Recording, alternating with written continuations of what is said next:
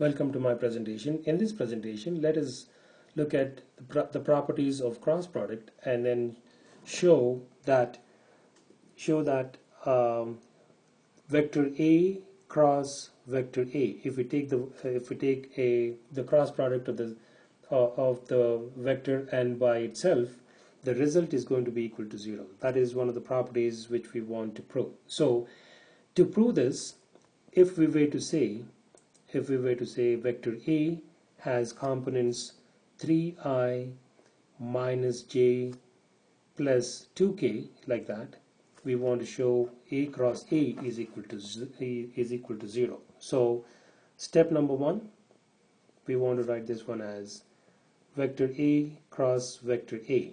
So we can use the determinants to prove this. So we're going to write this one I, j, k, and we're going to write the coefficients of I, j, and k below these. The coefficient of I is 3, the coefficient of j is -1, the coefficient of k is 2. And then we repeat this again because it is the same vector A, 3, -1, and 2.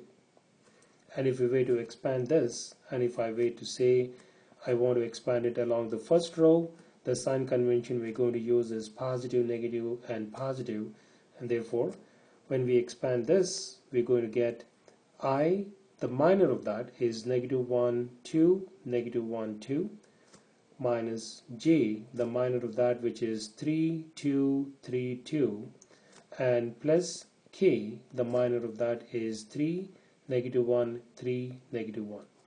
When we expand this, it is going to be I times -1 times 2 is -2, -1 times 2 is -2, with the so times negative will be positive, so therefore that will be positive 2, minus j times 3 times 2 is 6, minus 3 times 2 is 6, plus k times 3 times -1 is -3, minus 3 times -1 is -3, times negative will be positive. So therefore this is 0i plus 0j plus 0k.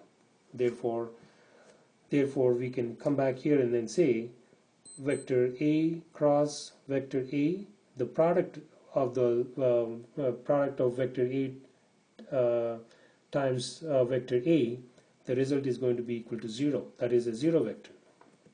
Okay.